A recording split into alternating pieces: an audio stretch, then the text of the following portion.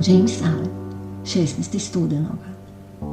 Stupanjem na ovaj put vrhovnog zakona, čovjek prestaje optuživati, sumnjati, uzrujavati se i očajavati, jer tad zna da je Bog u pravu.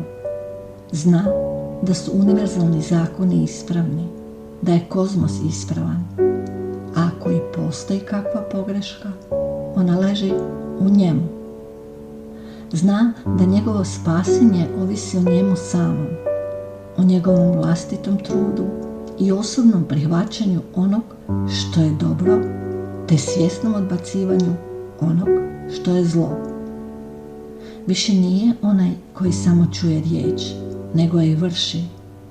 Stječe znanje i razumijevanje, razvija mudrost i stupa u veličanstveni život slobode od robovanja sebi. Prihvati život samobrisanja.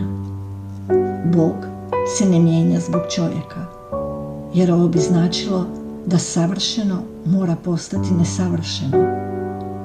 Čovjek se mora promijeniti zbog Boga.